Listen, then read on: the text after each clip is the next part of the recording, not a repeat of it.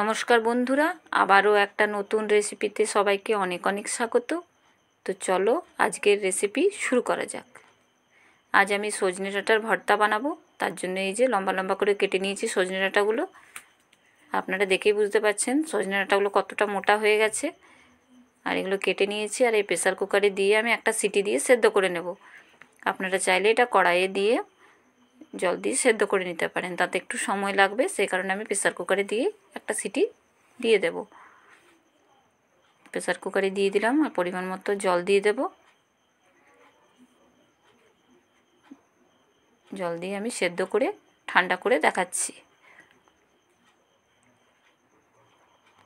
যে সেদ্ধ হয়ে গেছে আর ঠান্ডাও হয়ে গেছে এটা মানে। এবার আমি কিভাবে এটা ছাড়াবো সেটা আপনাদের দেখাচ্ছি। এভাবে ডাঁটাগুলোকে ভেঙে ভেঙে এভাবে একটা চামচের সাহায্যে এভাবে পুরো শাঁসটাকে আমাকে ছাড়িয়ে থালার মধ্যে নিয়ে নিচ্ছি।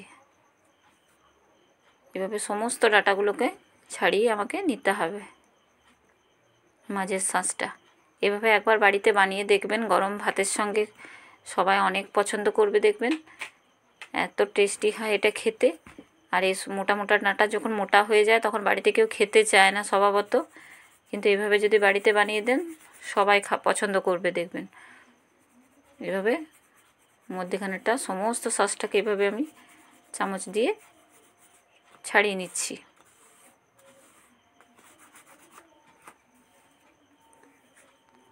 এভাবে সমস্তটা ছাড়িয়ে নিয়ে আমি দেখাচ্ছি যে আমার ছাড়ানো হয়ে গেছে। আর এখানে আমি পেঁয়াজ দিয়ে বানাবো, একটা পেঁয়াজ, কাঁচা লঙ্কা, আর খুব বেশি উপকরণ এখানে লাগবে না। কড়াই আমি গরম হতে দিয়ে দিয়েছি।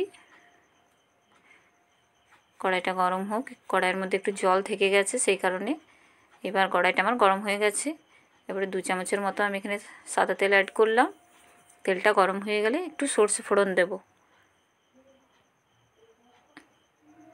কড়াইটা ভালো মতো গরম হয়ে গেছে, সর্ষেটা দিয়ে দিলাম।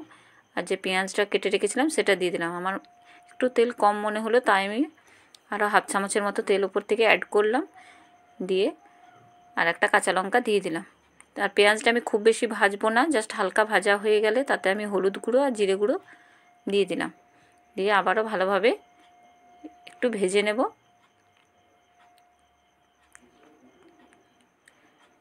এবার একটা আমি টমেটো এভাবে হাতে কচলে দিয়ে দিলাম,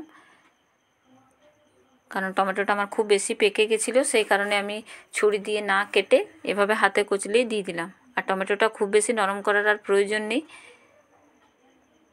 কারণ যে কোনো ভর্তায় এভাবে একটু টমেটোটা যদি এরকম একটু কাঁচা কাঁচা অবস্থায় থাকে খেতেও ভালো হয়। আর খুব বেশি টমেটোটা গলানোর প্রয়োজন নেই। এই অবস্থাতেই এবার আমি সজনে ডাঁটা যে শাঁসটা আছে সেটা আমি দিয়ে দিলাম। দিয়ে একদম গ্যাসের ফ্লেমটা কম করে আমাকে কিছুক্ষণ এটাকে রান্না করে নিতে হবে। পরিমাণ মতো নুন দিয়ে দিলাম।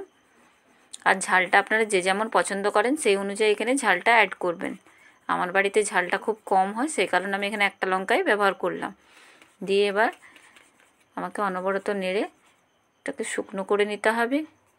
এবার আমি একটু সবজি মশলা হাফ চামচের মতো এখানে অ্যাড করলাম নামানোর আগে। দেখুন কড়াইটা প্রায় ছেড়ে দিচ্ছে, এই অবস্থায় হয়ে গেছে আমার এটা। আর কালারটাও খুব সুন্দর, আর গন্ধটাও খুব সুন্দর বেরিয়েছে। এভাবে একবার সজনে ডাঁটা ভর্তা বাড়িতে বানিয়ে দেখবেন, কেমন হয় আমাকে কমেন্টের মাধ্যমে জানাবেন। আর আমার রান্নাগুলি যদি আপনাদের ভালো লাগে লাইক কমেন্ট শেয়ার করতে ভুলবেন না। অবশ্যই চ্যানেলটিকে সাবস্ক্রাইব করবেন এবং ফেসবুক থেকে দেখলে পেজটাকে ফলো করার অনুরোধ রইল। যে আমার হয়ে গেছে, দেখে বুঝতে পারছেন। আর আজকের মতো এই পর্যন্তই ভিডিওটা। পরের আবারও একটা ভিডিওতে আপনাদের সঙ্গে দেখা হবে। আজকের মতো এ পর্যন্ত। বাই বন্ধুরা।